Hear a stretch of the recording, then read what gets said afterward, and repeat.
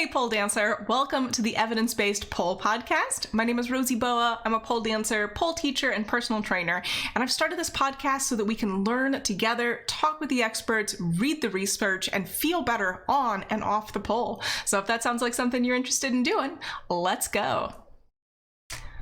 Welcome to an episode on something that is near and dear to my heart, and that is pole dance conditioning for people like me. And you're like you, a pole dance instructor, super buff. No, like me, regular adults. We had Lauren Cowell on the podcast, quite a while ago at this point. But she, her sort of tagline is aerial for regular people. And that's something I think a lot about because I am not a professional athlete, right? Like, yes, I do pole professionally as part of my teaching, but I am not competing at a high level. I spend most of my day at a computer doing desk work, either for the studio or for my other job. And I'm not an elite competitor, got no designs to be. I spend, maybe a couple hours a week outside of my teaching training for myself, but, I'm not out here hitting the gym every day, really optimizing my fitness and trying to get to like a super elite athletic level. I'm just maintaining my body, man. I'm just trying to feel good and, be able to do the things I want to do on the pole. And I think that's where a lot of folks are, right? It's the vast majority of people who bring pole, so like probably you, are just like regular adults in, Western industrialized lives who spend a lot of time sitting, a lot of time working with their hands in front of them, whether that's at a computer or whatever. You may work a desk job, may work, do labor as a caregiver, but aren't hitting the gym 4 hours a day, right? So with that in mind, we still want to do stuff that is well without the sort of general abilities of people who only do the things I just mentioned, right? So once we're an adult, again, particularly in this, Western industrialized setting, hanging from your hands or arms is like a weird thing to do. Most people don't do that. Going upside down, most people don't do that. A lot of the demands that we make of our body for pole dance are without the realm of, or outside of the realm, I guess, of general day-to-day movement in our lives. So we do have to do work to increase our physical capacity to be able to build our pole vocabulary. If you're familiar with my pyramid of pole sort of model, right? The base of the pyramid is physical capacity, is conditioning, because once you have that, then you can start to work on your ability, your pole tricks. And then once, those are feeling good, then you can really focus in on the artistry and the freestyle throw. And that's the top of the pyramid. If you aren't familiar with that, there you go. Now you are. So I really wanted to do an episode talking about what I think of, we've talked on this podcast with lots of like super elite trainers, people who are working with professional circus athletes, professional polers, and certainly I think we can learn from folks doing that. But if you don't have that much time, what should you focus on? What should you focus on specifically for pole? What's going to be the most helpful in my experience? How often should you be training and doing conditioning? And finally, if you want equipment, what equipment should you get in what order? So really practical stuff.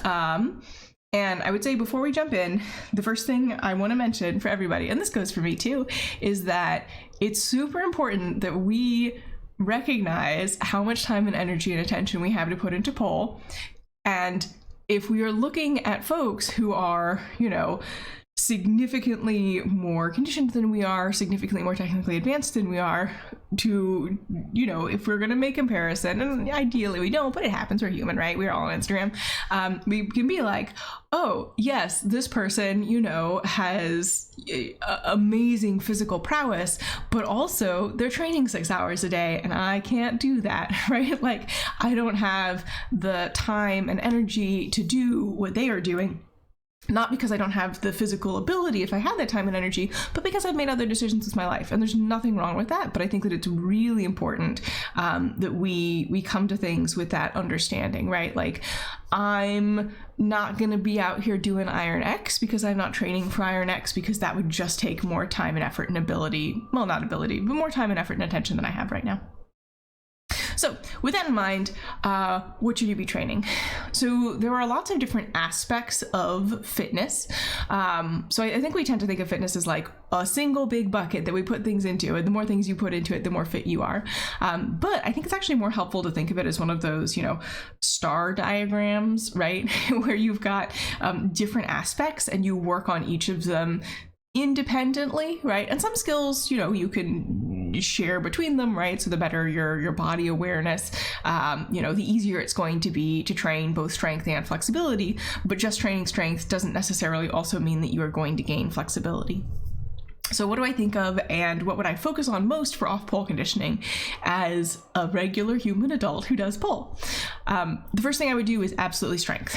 Pole requires a lot of strength, and you absolutely can gain strength from doing pole, but my preference as a pole teacher for your safety and also just like ease of learning is that when you are working on a trick, you already have the strength to do it, and you have built the strength off the pole. So then when it comes time to learn the new trick, right, you are focusing on your positioning, you're focusing on executing it safely, you're focusing on the transition, you're focusing on what it feels like, and you can really hone in on that ability part of the pyramid, the center rung, instead of being like, I can't, or I can almost do this once, and that's all the strength that I have. So I would really start by focusing on building your strength off the pole.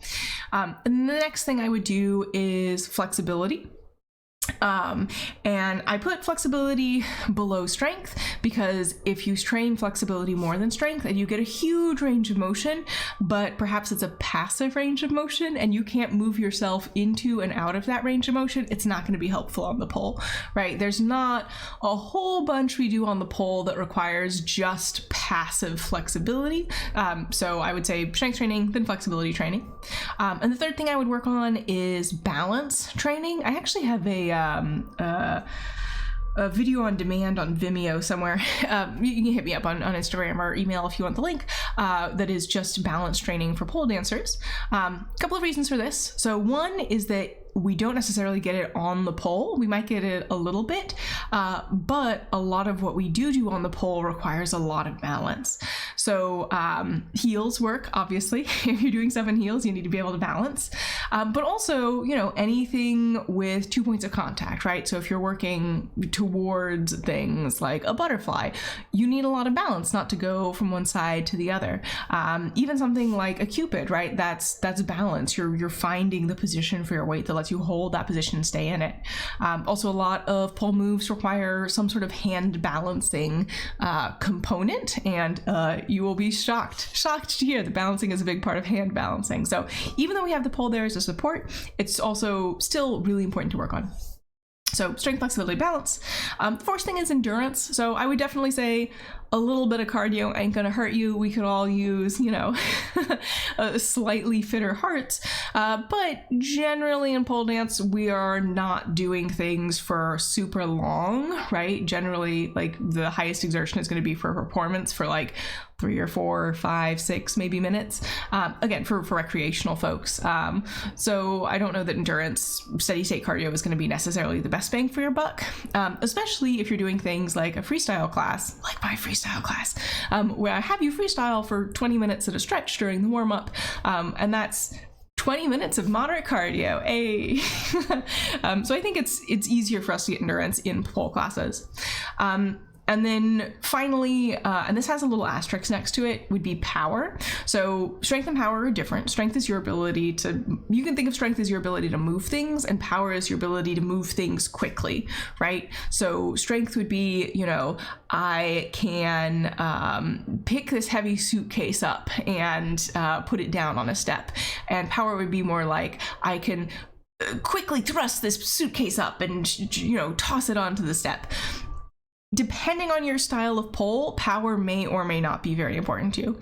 So I tend to go a little bit more towards sort of a gooey, contemporary, low flow, sort of swoopy, not super powery, athletic-y style of flow. So for me, power is not that important to train off the pole because I'm not really using it on the pole. But if you tend to like sort of a more, hard-hitting, fast, I'm thinking here of like the dancers at Vertical Joe's in Atlanta, if you're familiar, like very, very athletic, doing like lots of really like flips and tricks and stuff, then power is going to be way more important for you than it is if you are interested in doing something that's like a little bit more like the style that I tend to like. I think a lot of Russian dancers in particular tend to have a lot of preference for power moves. But, depending on your style of pole, may or may not be important for you. So that's sort of where I would focus on things. Definitely strength, definitely flexibility, balance if you can get it, endurance if you need it, and then power if you need it. So thinking about that, okay, so we really definitely want to be doing strength. We definitely want to be working on flexibility.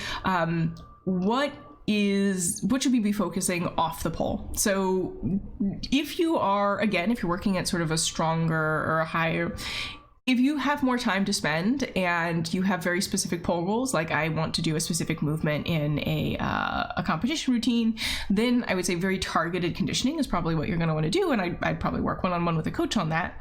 But if you're just like, I am doing pole as my exercise and to feel good and to maintain my body, the sorts of things that I would have you think about are balancing out what we do on the pole.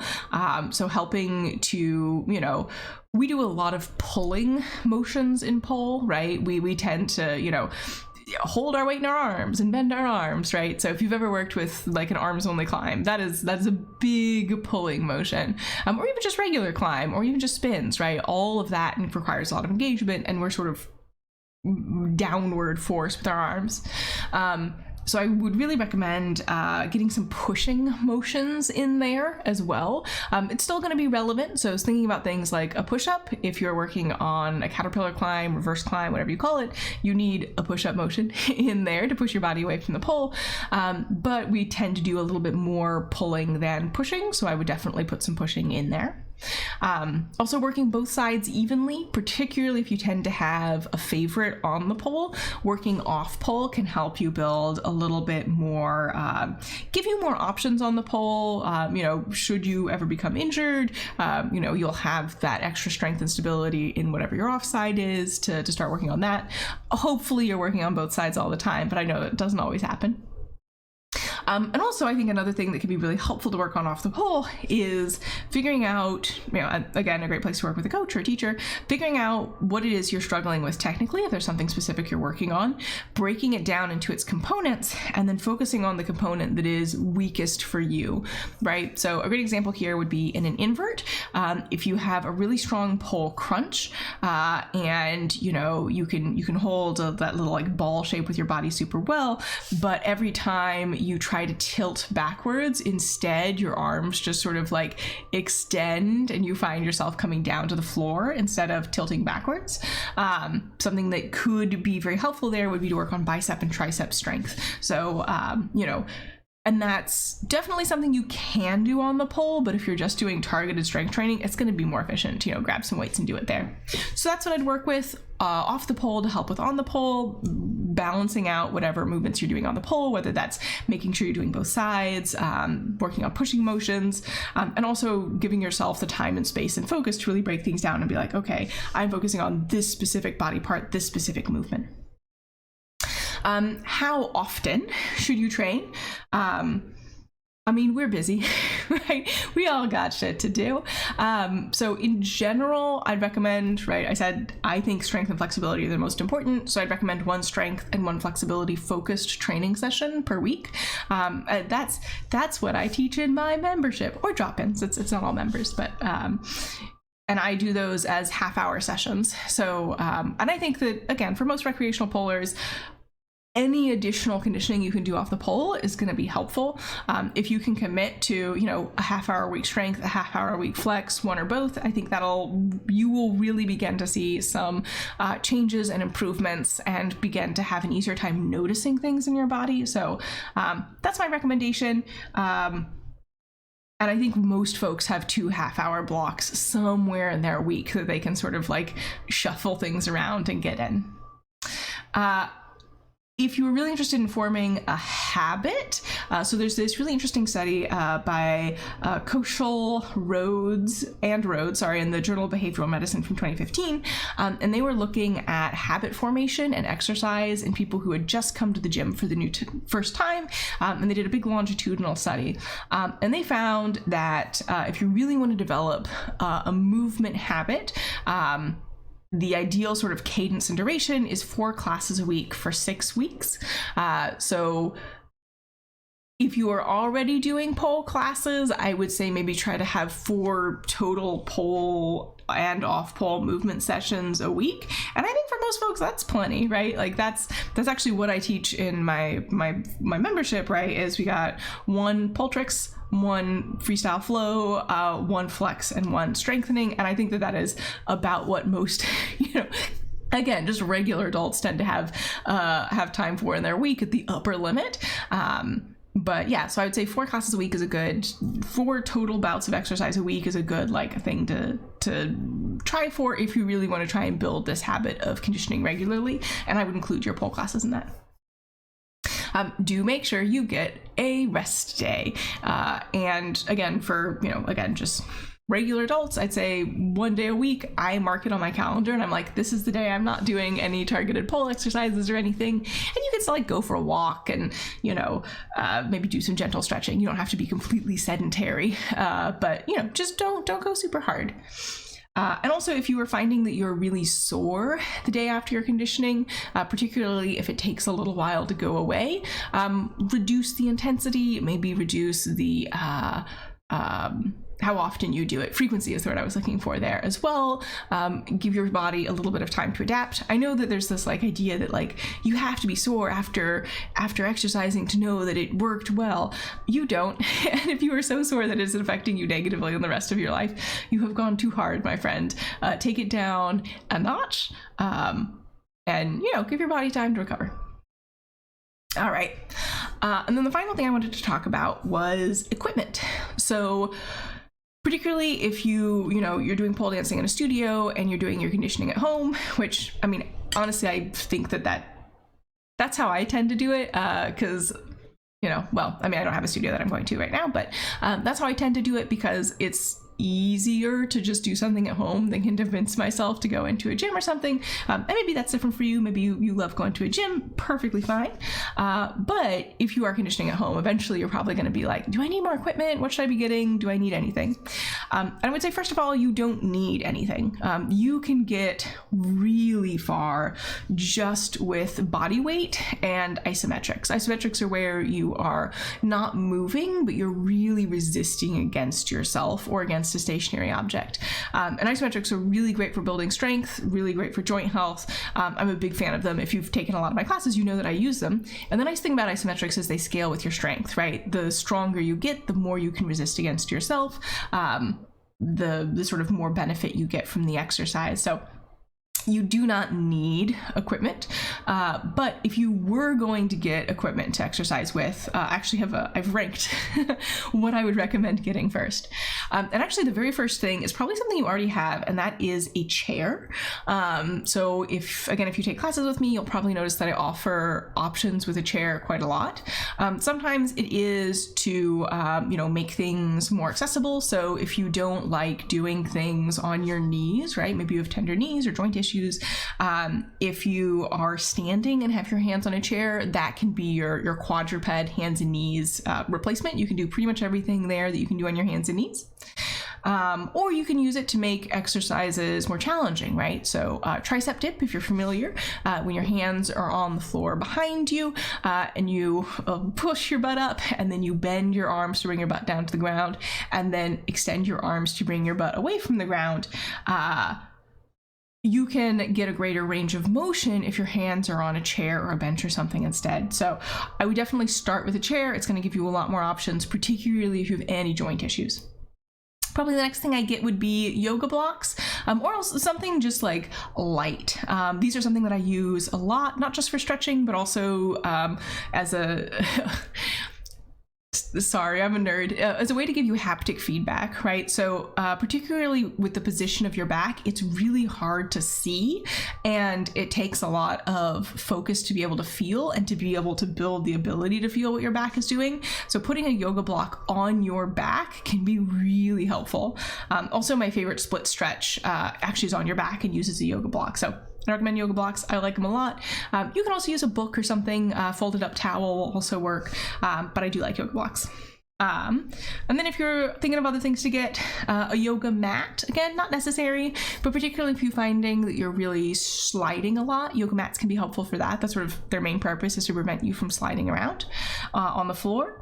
And also if you want a little bit of cushion beneath your knees, obviously the yoga mat provides some cushion, but you can also fold it up and like roll up the end and then use that for your knees to give you a little bit of cushion. I probably wouldn't do that under your wrist. If you're having issues with your wrist, I would instead go to a fist and be on your knuckles instead.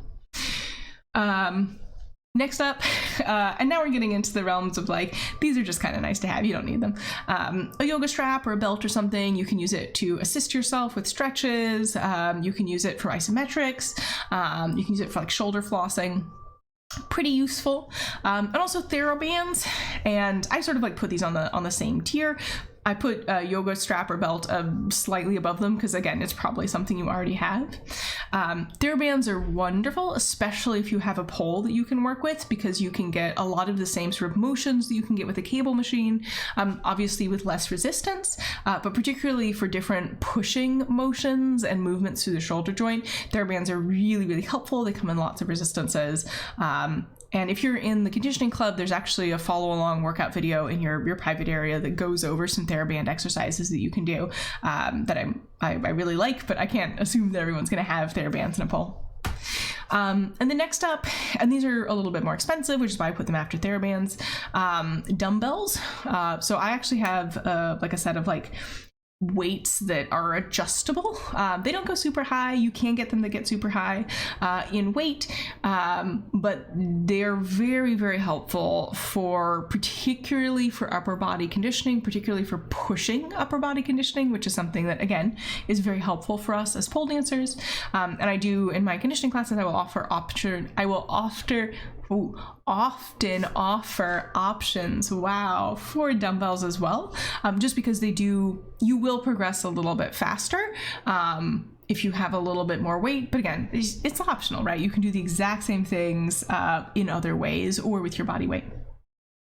And now we're getting into the like really just kind of nice to haves, ankle weights. So ankle weights are generally going to be a little bit more helpful for core and lower body exercises. They're like a little how would I describe this? Usually they're like sort of like an eye mask shaped pillow that has weights in it, like, you know, little heavy beads, and then you wrap them around your ankle with a strap and they Velcro. Generally, there's different designs, and they just make your legs heavier. If you don't have ankle weights, you can always wear shoes, right? Pleasers are good ankle weights. Also Hella heels. Hella heels are a little bit heavier than pleasers in my experience for similar designs, so those can be a way to graduate that. A pull-up bar, or like those straps, like TRX straps that you can put in your door. Again, just nice to have. I will be honest, in the past when I've had access to a pull-up bar, I don't tend to actually use them as much as I always think I will, but perhaps they're something that you find really fun to play on, in which case, you know, do it. And now we're just like in the you have a home gym territory. A weight bench, super helpful. You obviously don't need it, right? Even if you need, you know, something to support you in the same way, you can use the chair that I said was the first thing you can get. But weight benches are nice to have. And then if you have a weight bench, I mean, you might as well get a barbell and plates, right? And a whole weight set. And now we're into the like, this is very expensive and takes a lot of room sort of territory. But you know, if you really want to, you know, do it, I'm not going to stop you. Certainly nice to have. And also a cable machine, similarly very nice to have, will give you lots of options. But again, none of this is necessary at all, but I do get questions about it, so I thought I would share that. All right, so that's pretty much what I wanted to talk about today. I assume you're a regular adult, because I'm a regular adult, and most of my students are. And if you're not, and you're really training much more intensively for something a lot more strenuous, then this is probably not going to be as helpful for you, but yeah, maybe. Don't compare yourselves to people who are training every single day. Hopefully they're not training every single day, right? But if this is what you are doing to maintain your physical fitness and feel good in your body, you are just not going to be training the same way that someone who is in Cirque du Soleil is, and that's okay, and there's nothing wrong with that, and you are not less than. Aspects of flexibility to train, I focus on strength and flexibility, maybe tossing in some balance, maybe some endurance, maybe some power, depending on your needs. Balance out what you're doing on the pole with what you do off the pole. Definitely conditioning off the pole will help you with your pole goals, but it can also just help you round out your physical movement life. If you were looking for like a general recommendation of how much to condition, I'd recommend one stretch, one flex session, one strength, one flex session a week, maybe about half an hour. Maybe a little bit more, depending on your time, capacity, and desire. And then I talked a little bit about the different equipment that you can get in the order that I'd get it in. But again, you do not need equipment to condition off the pole. Body weight training and isometrics will really get you really far. And I do want to say, I mentioned a couple things in here, my membership. So if you are listening to this before November 1st, I actually have a special going on now. Well, it's not really a special. Part of my memberships is that we do bi-weekly check-ins, and getting into November and December is rough to schedule. So instead of doing, sort of a group check-in, everyone is going to be checking in with me one-on-one privately, and can use that time as just like a pole private, just to make sure that, the folks can have an opportunity to chat and get the support they need. And I can make sure that, we're all keeping up with our movement lives into November and December, which is when things get stressful and busy. And you know what you need to do when things get stressful and busy? It is keep moving. That is how your body handles stress. Literally, you need to move if you are stressed. And I know this is at me, by the way. I'm telling myself this because I need to remember this as well. If you are stressed, you need to move more, not less, even though you're like, taking the workout off my plate will make me less stressed. It won't. And I know this. And even I fall victim to this sometimes. So I'm telling you this so that also I can listen back to this in the future and be like, okay, Rosie, I'll do it. But all that is to say, if you're interested in joining my membership and you are a current member on November 1st, you get a private. Yay. And if you're listening and you're already a member, I'm really looking forward to hanging out with you. I think this is going to be a lot of fun. And then my memberships, I have an off-pole conditioning club, which includes one flex and one strength class a week. You can join for those live. You can join on the recording. You always get the recording. And once you sign up, it's just, well, it's not automatic. I do it by hand, but you don't have to do anything else, right? You get the links to join live and you get the recordings right to you. So easy peasy, makes it super easy. You're not going to need any equipment. You're like, I got half an hour. I'm going to press play and I'm going to join in. Or if you also want the more pole stuff, the pole tricks and the pole flow, my Pole for Pleasure membership, basically you get everything. And for that one, you need a pole. Maybe that's obvious. I hope that's obvious. You need a pole for that one. Anyway, if you are interested, I would love to have you. And if you're not, that's okay. I hope you enjoyed the podcast episode anyway. And I hope to talk to you very, very soon. Oh, wait, I gotta tell you where to go. You can sign up for both memberships on my website, thinksthroughstrength.com. All right, with that, thank you. Have a good day. And I hope you've got some time planned in your day today to move your body and just feel a little bit better. I'll talk to you later. Thanks so much for joining today, Pole Dancer. This podcast is a production of Slink Through Strength, the inclusive, evidence-based online pole studio. So if you're looking for a place to train, either off-pole conditioning and flexibility, or learning pole tricks and refining your pole movement, you can find us online at slinkthroughstrength.com.